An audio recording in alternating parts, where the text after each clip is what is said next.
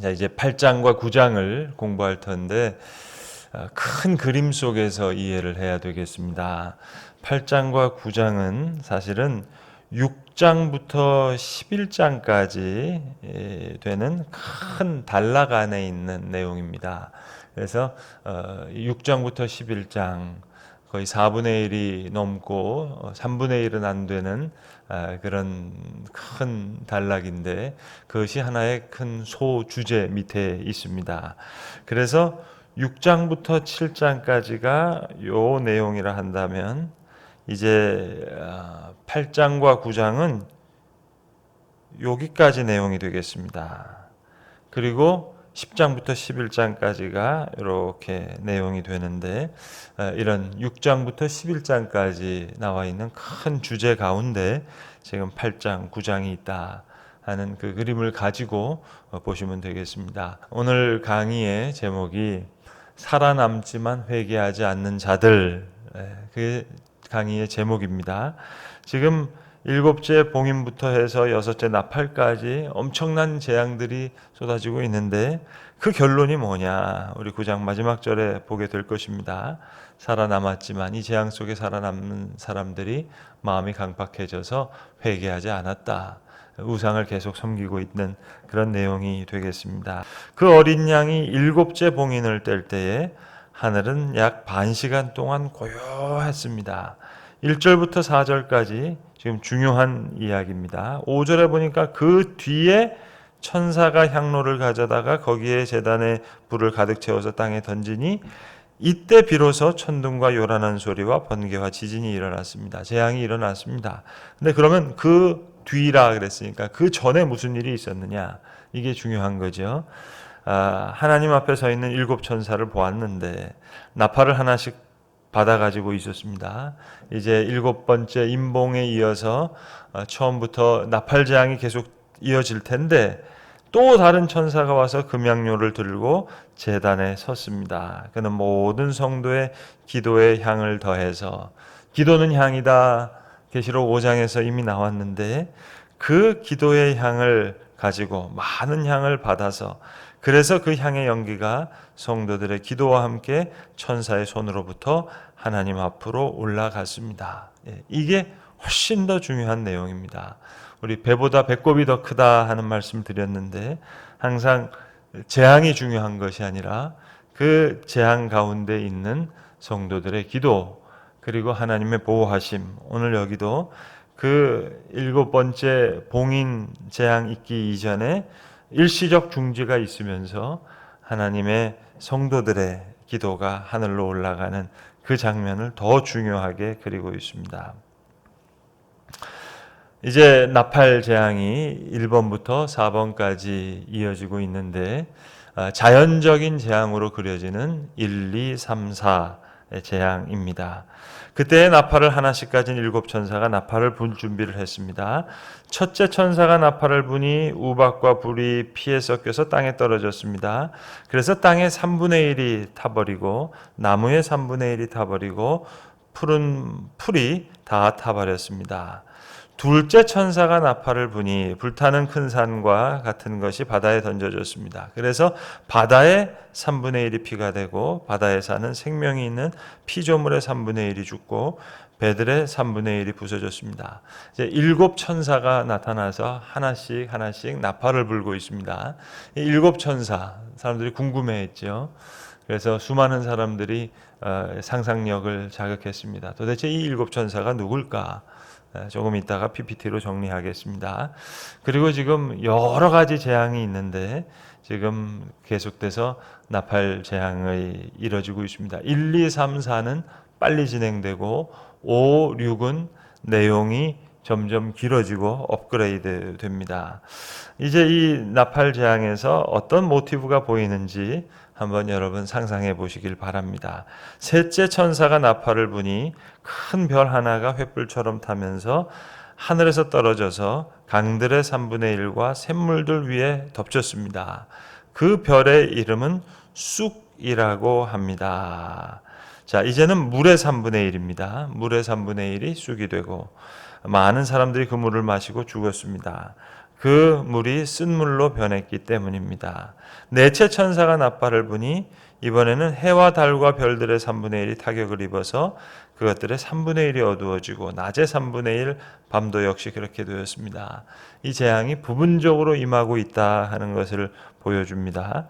그리고 내가 보고 들으니 날아가는 독수리 한 마리가 하늘 한가운데 날면서 큰 소리로 외쳤습니다. 화가 있다, 화가 있다. 땅 위에 사는 사람에게는 화가 있다. 아직도 새 천사가 불어야 할 나팔 소리가 남아 있습니다. 첫 번째부터 네 번째까지 봉인의 특징은 자연적인 재앙, 그리고 일시적인 제한적인 3분의 1 재앙이 계속되고 있습니다. 요한계시록 7장으로 인해 중지되었던 일곱 봉인의 순서가 다시 시작됩니다. 요한계시록 7장 중간 장면이 있었죠. 중간 장면, 그 유명한 14만 4천 명의 하나님의 성도들이 천사로부터 이마에 도장을 받습니다. 그리고 이제 일곱 봉인이 됐는데 놀랍게도 아무런 일도 일어나지 않았습니다. 약 반 시간 동안 고요했다. 요한계시록 1장 7절에. 그러면 그 시간 동안 무슨 일이 이루어지고 있었느냐?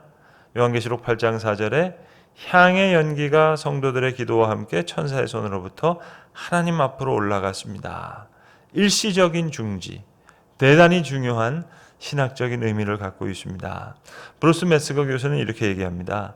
성도들의 기도가 올려지기 위해 천상의 모든 것이 일시에 중지된다는 것은 가히 환상적인 일이다. 판타스틱한 일이다.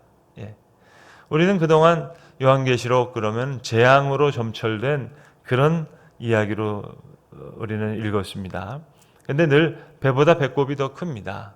중간 장면이 더 중요한 장면으로 이루어졌습니다. 그리고 이런 재앙이 떨어지는 가운데 재앙이 중요한 것이 아니라 성도들의 기도의 향이 하나님 앞에 올려지고 있다. 그것이 이제 나팔 재앙을 시작하는 하나의 시작점이 된다 하는 것입니다. 그래서 중요한 포인트는 성도의 기도에 가 있다. 대단히 중요한 신학적인 의미라 하겠습니다. 일시적 중지의 신학적인 의미, 다시 정리해서 말씀드리면 하늘의 종말 프로그램은 지상에 살고 있는 성도들의 삶과 무관한 것이 아니라 아주 긴밀히 연결되어 있다. 그리고 하나님의 심판은 파괴 자체의 목적이 있는 것이 아니라 하나님은 성도의 기도를 훨씬 더 소중하게 여기신다. 이것을 우리는 잘 기억해야 되겠습니다. 일곱 천사에 대한 내용입니다. 일곱 천사. 사람들이 궁금해하는 거죠. 과연 일곱 천사가 누굴까? 길게 설명할 수도 있습니다만 간략하게 정리하고 넘어가겠습니다. 일곱 천사의 이름, 구약의 외경과 위경 일부에 나타나 있어서 가톨릭과 동방 정교에서는 이런 일곱 천사의 이름을 많이 가져다가 씁니다. 토빗 묵시록이라고 하는 외경은 토빗이라는 그 선지자가 길을 걷고 있는데 친구인 줄 알았는데 나중에 봤더니 그 사람이 라파엘이라고 하는 천사였다. 이게 토빗 묵시록인데 거기 이제 라파엘이라는 이름이 나오죠. 그리고 에녹서라는 위경에 보시면 다른 여섯 천사의 이름이 언급되어 있습니다.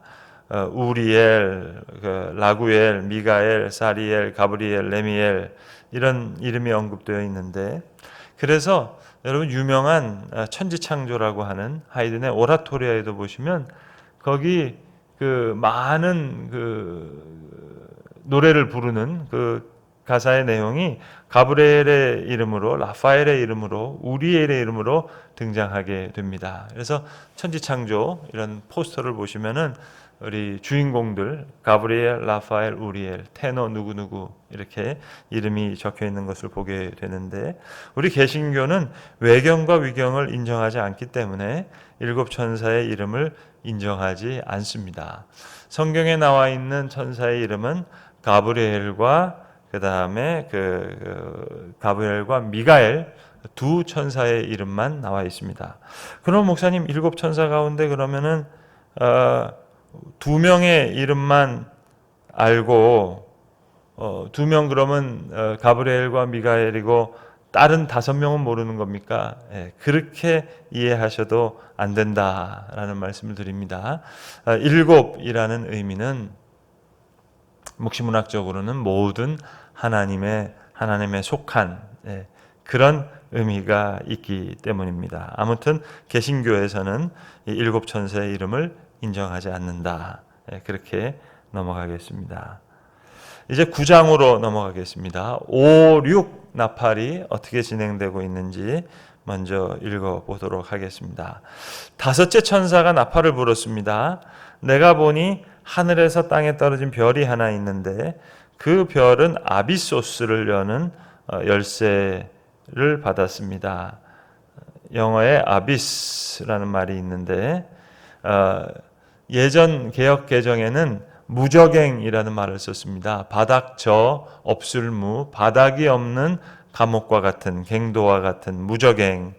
근데 이제 이 우리 세번역에서는 헬라어를 그대로 가져다 썼습니다. 또 다른 좋은 그 번역의 한 예라고 하겠습니다. 아비소스를 여는 열쇠를 받았는데 그 별이 아비소스를 여니 거기에 큰 용광로의 연기와 같은 연기가 올라왔습니다. 그래서 해와 하늘이 그 구덩이에서 나온 연기 때문에 어두워졌습니다. 그리고 그 연기 속에서 메뚜기들이 나와서 땅에 퍼졌습니다. 저는 개인적으로 이 재앙 중에 메뚜기 재앙 이거 되게 무섭게 생각했습니다. 뭐 중학교, 고등학교 때요.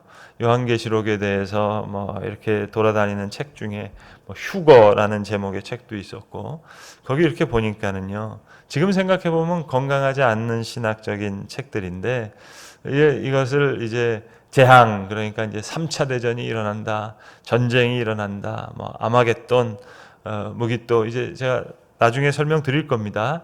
이제 거기서 일어날 아마겟돈 전쟁이 일어나는 것이다. 그래서 메뚜기 여기 뭐 나오는 일들을 이제 전쟁 무기처럼 그렇게 설명하던 책들을 많이 읽었습니다. 한 번씩 한번 우리 본문을 한번 보시죠. 그것들은 땅에 있는 정갈이 가진 것과 같은 권세를 받아가지고 있었습니다. 그것들은 땅에 있는 풀이나 푸성귀나 나무는 하나도 해하지 말고 이마에 하나님의 도장이 찍히지 않는 사람만 해하라는 명령을 받았습니다. 여러분 재앙의 포커스가 되어 있는 것이 아니라 하나님의 보호하심 속에 포커스가 되어 있는데 아무리 무서운 메뚜기 재앙이라 하더라도 이마에 하나님의 도장이 찍히지 않는 사람만을 해하라는 명령을 받았다. 마치 출애굽한 이스라엘 백성들이 문설주에 그 어린 양의 피를 바르게 되면 죽음의 형이 그들을 해하지 않고 넘어갔다. 유월, 패스오버 했다 하는 그런 의미가 나오는데 오늘 그런 모티브가 보여지는 것 같습니다. 수많은 재앙이 이루어지고 있는데 그 재앙이 하나님의 도장을 이마에 받은 사람에게는 떨어지지 않았다. 그 중요한 이야기가 여기 보여지고 있습니다. 자, 그 무서운 메뚜기를 어떻게 표현하고 있는지. 그러나 그들에게는 사람들을 죽이지 말고 5달 동안 괴롭게만 하라는 허락이 내려졌습니다. 그것들은 주는 고통은 마치 전갈이 사람을 쏠 때와 같은 고통이었습니다. 그 기간에는 그 사람들이 죽이려고 애써도 죽지 못하고 죽기를 원해도 죽음이 그들을 피하여 달아날 것입니다. 자, 이제 메뚜기의 모양을 설명합니다. 전투채비를 한 말들과 같고 머리에는 금면류와 같은 것을 쓰고 그 얼굴은 사람의 얼굴과 같았습니다. 그리고 그것들은 여자의 머리털과 같은 머리털이 있고 이빨은 사자의 이빨과 같고 읽을 때 요한계시록의 독자들은 아유 무섭다 아주 하는 것을 느끼게 되는 거죠. 새로 된 가슴마귀와 같은 가슴마귀를 두르고 날갯소리는 마치 전쟁터에 내다는 많은 말이 끄는 병거 소리와 같았습니다. 이것이 바로 메뚜기 재앙입니다. 엄청난 일들이 일어나는 거죠. 엄청난 무서운 일들이 일어납니다. 그래서 예전에 제가 중고등학교 때 읽었던 책들을 보시면 이 메뚜기가 거기에 사람 모양 같다 그랬으니까 거기에 아무리 봐도 메뚜기처럼 생긴 아파치 공격형 헬기 같다. 이제 3차 세계대전이 이르면 이런 헬기, 비행기들이 떠가지고 전투기가 떠가지고 메뚜기처럼 쫙 서가지고 이 새로 된 가슴막이 이거 비행기 전투기 아니냐. 날개 소리는 마치 전쟁터를 내리는 많은 말이 끄는 병거 소리와 같다 그러는데 이거 헬기 프로펠러 돌아가는 소리랑 비슷한 거 아니냐. 아마도 사도 요한이 3차 세계대전의 환상을 본 것이다. 그래서 메뚜기를 이렇게 무기를 보고 한 것이다. 이렇게 설명했는데요. 글쎄요, 성경은 묵시문학을 잘못 읽으면 다큐로 읽는다 그랬는데 여기에 구약 성경의 모티브가 보여지는 것 같습니다. 왜? 여러 재앙 속에서도 이스라엘 백성들을 구원해 내시는 하나님의 구원의 역사. 그것들은 정갈과 같은 꼬리와 침이 달려 있었는데, 그러니까 이것을 다큐로 이해하려고 하는 분들은 그거 봐라, 그 전투기에 있는 그 미사일 달려 있는 거, 그 꼬리와 침 아니냐? 그 꼬리가 5달 동안 사람을 해할 수 있는 권세가 있을 것이다. 아마 전쟁이 5달 동안 일어나는 것이다. 이렇게 해석하려고 하는 시도, 건강한 시도가 아니라 하겠습니다. 그것들은 아비소스의 사자들을 자기들의 왕으로 떠받들었는데 그 이름은 히브리 말로 아바돈이요, 그리스 말로는 아볼루온이었습니다. 이렇게 첫째 재앙이 지나갔습니다. 그러나 아직도 2가지 재앙이 더 닥쳐올 것입니다. 5, 6의 재앙의 특징은 1, 2, 3, 4는 자연적인 재앙이었는데 5, 6은 이제 사탄적인 하나의 권세가 더 드러나는 재앙이라 하겠습니다. 자, 6째 천사를 한번 보겠습니다. 6째 천사가 나팔을 불었습니다. 나는 하나님 앞에 있는 금제단의 넷불에서 울려나오는 음성을 들었습니다. 그것은 나팔을 가진 6째 천사에게 큰 강 유프라테에 매여 있는 네 천사를 풀어놓아 주어라 하는 음성이었습니다. 그래서 그 네 천사가 풀려났습니다. 그들은 사람의 3분의 1, 이번에는 사람의 3분의 1입니다. 바다, 땅, 3분의 1이었는데 이제는 사람의 3분의 1까지 죽여요. 그해, 그달, 그날, 그때에 맞추어 예비된 이들, 내가 들은 바로는 천사가 거두는 기마대의 수가 2억이나 된다는 것이었습니다. 성경에 나오는 제일 큰 숫자입니다. 2억이나 되는 기마대를 이끌고 천사들이 이제 나팔을 불 때에 엄청난 재앙이 일어나고 있습니다. 이러한 환상 가운데 말들과 그 위에 탄 사람들을 보았는데, 말들과 그 위에 탄 사람들 우리 이미 보았죠. 네 말을 탄 사람들 무서운 사람들이었습니다. 화홍색과 청색과 유황색 가슴마기를 둘렀고 말들은 머리가 사자의 머리와 같으며 입에서 불과 연기와 유황을 내뿜었습니다. 이 엄청난 재앙, 뭔가가 연상되셔야 됩니다. 구약 성경에 나오는 어떤 재앙이 연상돼야 됩니다. 엄청난 재앙이 지금 쏟아지고 있습니다. 그 입에서 나오는 불과 연기와 유황, 이 3가지 재앙으로 사람의 3분의 1이 죽임을 당했습니다. 그 말들의 입은 입과 꼬리에 있는데 꼬리는 뱀과 같고 그 또 꼬리에 머리가 달려 있어서 그 머리로 사람을 해쳤습니다. 이런 재앙에서 죽지 않고 살아남은 사람이 자기 손으로 한 일을 회개하지 않고 오히려 귀신들에게 또는 보거나 듣거나 걸어다니지 못하는 금이나 은이나 굴이나 돌이나 나무로 된 우상들에게 절하기를 그치지 않았습니다. 자, 이제 이 재앙의 목적이 여기 나옵니다. 중요한 것은 회개를 위해서 이런 재앙들이 있었다. 마치 애굽의 바로를 돌이키기 위해서 10가지 재앙을 하나님께서 허락하셨던 것처럼 엄청난 재앙에 주는 목적이 회개에 있습니다. 그런데 이런 어마무시한 재앙이 일어나고도 있는데 그 결론이 뭐냐? 저들은 회개하지 않았다. 그들은 또한 살인과 점치는 일과 음행과 도둑질을 회개하지 않았습니다. 이것이 예수 그리스도의 계시가 우리에게 보여주는 미래에 대한 하나님의 계시입니다. 미래만이 아니죠. 현재도 그렇고 과거도 그랬습니다. 자, 7 나팔 재앙, 무시무시한 재앙이 나왔습니다. 처음에는 땅에 떨어졌습니다. 우박이 나오고 불이 나고, 그리고 산이 바다에 떨어지면서 피.